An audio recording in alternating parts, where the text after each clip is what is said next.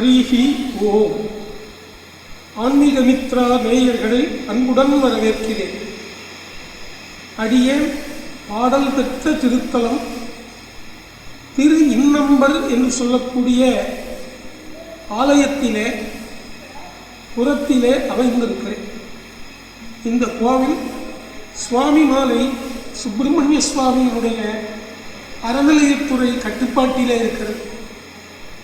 இந்த திரு இன்னம்பர் என்கிற ஆலயம் அகத்திய பெருமானுக்கு இலக்கணம் அறிவித்த நாதராகிய அக்ஷரபுரீஸ்வரர் என்று சொல்லக்கூடிய நித்திய கல்யாணி சமேத அக்ஷரபுரீஸ்வரருடைய ஆலயமாக இங்கே திகழ்கிறது. இந்த ஆலயத்துக்கு என்ன சிறப்பு என்று சொன்னால், துர்வாச முனிவருடைய சாபத்தினாலே காட்டு யானையாக மாறி இந்த செண்பக வனம் என்கிற இந்த பகுதியிலே அலைந்து திரிந்து கொண்டிருந்த ஐராவதம் என்கிற தேவ யானை இறைவனுடைய இச்சையின்படி தன்னுடைய சாப விமோசனத்திற்காக இந்த செண்பக வனத்தினுள்ளே ஆதிநாதனாக அக்ஷரபுரீஸ்வரனாக, தமிழில் சொன்னால் எழுத்தறிநாதனாக இருக்கக்கூடிய இந்த கோவிலுக்கு வந்து கருவறையிலே பூஜை செய்தது. நீங்கள் கேட்கலாம், ஒரு கோவிலில் கருவறைக்குள்ளே யானை போக முடியுமான்னு கேட்கலாம். நேரில் வந்து பாருங்க. இந்த கோயிலுக்கு மட்டும் கருவறை கதவு கிடையாது. கருவறைக்கு கதவே இல்லை. இப்போ வெளியே ஒரு 30 அடிக்கு மேலே ஒரு கிரில் பாதுகாப்புக்காக தற்காலிகமாக போட்டிருக்காங்க. அதுவும் திறந்து தான் இருக்கு. கற்கோவில் 1 ஏக்கரால் அமைஞ்சிருக்கு. கோவில் ரொம்ப அற்புதமான ஆலயம். 274 சைவ திருப்பதிகளிலே இந்த சோழவள நாட்டிலே காவேரி நதி பாயக்கூடிய காவேரி ஈரக்கரையிலே இருக்கக்கூடிய 54 கோயிலிலே இது 45வது ஆலயமாக திரு இன்னம்பர் என்கிற இன்னம்பரேஸ்வரர் எழுத்தறிநாதர் அக்ஷரபுரீஸ்வரர் ஆலயம் அமைந்துள்ளது. சுவாமிமலையிலிருந்து ரொம்ப பக்கம், 3 கிலோமீட்டர் தான். அங்கங்க போர்டு வச்சிருக்கான், போகும் வழி. நல்ல காரில் வரலாம், பஸ்ஸு கூட உள்ள வருவது. கோவில் முன்னாடி வாகனங்கள் நிறுத்துறதுக்கு இடம் இருக்கு. எல்லா பொருளும் கிடைக்கின்றன. ரொம்ப புனிதமான இடம். சுற்றியிலையும் விவசாய பூமி. அழகாக சிறு காத்து வர்றது. ரொம்ப தெய்வாம்சமாக இருக்கு. அந்த கோவிலினுடைய கட்டட பணிகளை பார்த்தால் பல 100 ஆண்டுகளுக்கு முன்னாலே கட்டப்பட்ட ஆலயம் என்பது தெள்ளத் தெளிவாக தெரியும். இங்கே வந்த உடனே ஒரு மெடிடேஷன் கூடுகிறது மனசுல. இந்த கோவிலில் என்ன விசேஷம் அப்படின்னா, சில பேருக்கு பசங்களுக்கு வாய் பேச வர்றதில்லை, திக்கு வாய் அப்படின்பா. அப்படி திக்கு வாயாக இருக்கிற குழந்தை, மனப்பாட சக்தி இல்லாத குழந்தை, ஸ்கூலுக்கு போக மாட்டேன்னு அடம் பிடிக்கிற குழந்தை, எவ்வளவு படித்தாலும் மனப்பாடம் ஆக மாட்டேங்கிறது குழந்தை, இது பெரியவர்களுக்கும் சேர்த்துதான்.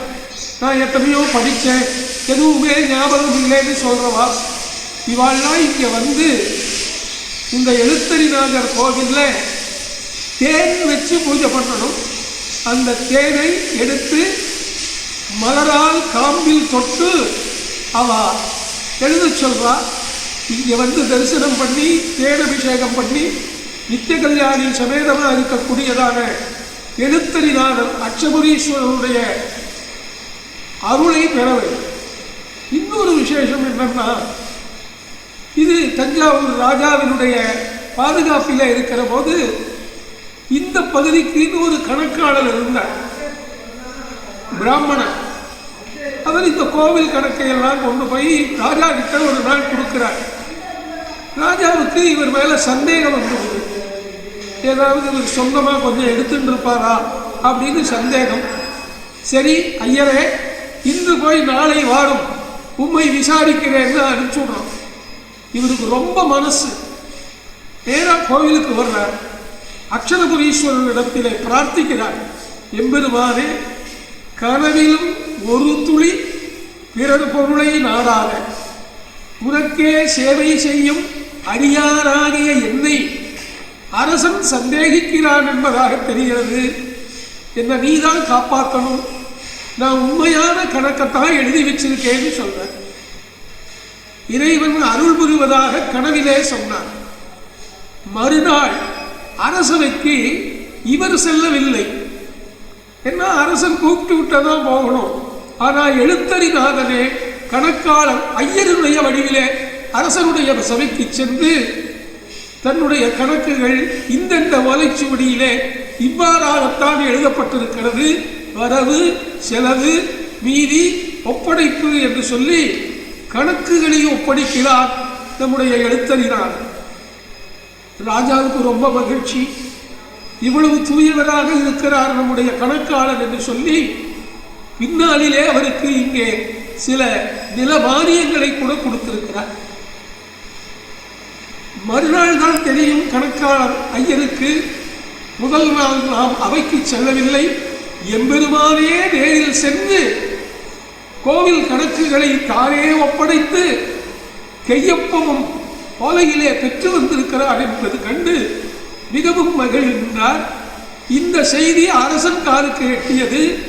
நம்முடைய கணக்காளர் ஐயர் அவர்கள் எவ்வளவு தூயவராக இருந்திருந்தால் இறைவனே நேரில் வந்து எழுத்தறிவித்து கணக்கு ஒப்படைத்திருப்பார் என்று சொல்லி மிகுந்த மரியாதையை செய்கிறார். பல பதவிகளையும் கொடுக்கிறார், மானியங்களை கொடுக்கிறார். அப்படிப்பட்ட இடம் திரு இன்னம்பர் என்று தேவார திருவாசகத்தினாலே ஞானசம்பந்த பெருமானாலும் திருநாவுக்கரச பெருமானாலும் பாடல் பெற்ற அறநிலைத்துறைக்கு சார்ந்த அற்புதமான திருக்கோவிலாக திரு இன்னம்பர் கஷேத்திரம் இருக்கிறது. எனவே எழுதி பழகை இங்கே வாருங்கள், நன்றாக எழுத்து வந்துவிடும், வாய் நன்றாக பேச முடியும், கவி பாடலாம், வல்லமையும் பெற்று விடுவீர்.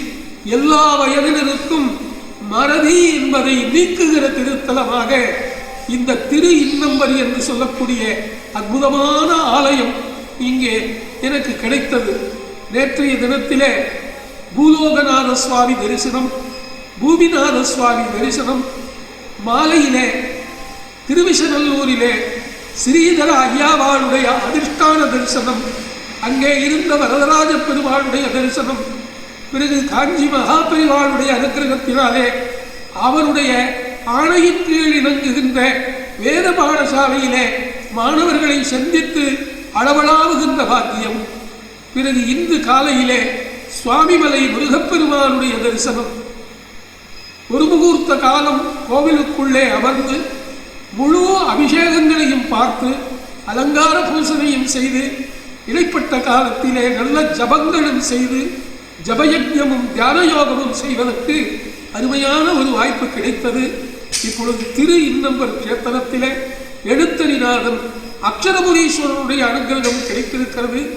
இந்த ஒலிநாடாவை நான் பதிவு செய்த காரணமே தமிழகத்தில் உள்ள அல்லது தமிழகத்திற்கு வருகை புரிகின்ற அனைத்து பக்த கோடிகளும் சுவாமிமலைக்கு வந்து தங்கி காலையிலே எழுத்தறிநாதனை கண்டு உங்களுடைய அன்புகளை அங்கே செலுத்தி பக்திகளை செலுத்தி அருள் பெற வேண்டுமாய் ஐராவதம் என்கிற யானை கருவறைக்கே சென்று தரிசனம் ஆலயம் செய்யப்பட்ட ஆலயம், அகத்தியருக்கு இலக்கண அறிவித்த தலம், கணக்காயர் ஒருவரை காப்பாற்றிய திருத்தலம், இன்னும் ஊமையையும் கேசவிக்கும் அற்புத திருத்தலமாய் தேவாரத்தினாலே பாடல் பெற்ற இந்த பாடல் பெற்ற சைவ திருப்பதிகத்தின் உயர் சின்னமாக இருக்கிற திரு இன்னம்பர் வாருங்கள், இன்முகம் காட்டுங்கள், இறைவன் இன்பமுடன் அருள் புரிவார் என்று வாழ்த்துகின்றோம். நம பார்வதி பதையே, ஹரஹர மகாதேவா. தென்னாடுடைய சிவனே போற்றி, எந்நாட்டவர்க்கும் இறைவா போற்றி. ஓம் சிவாய நம, சிவாய நம, சிவாய நம.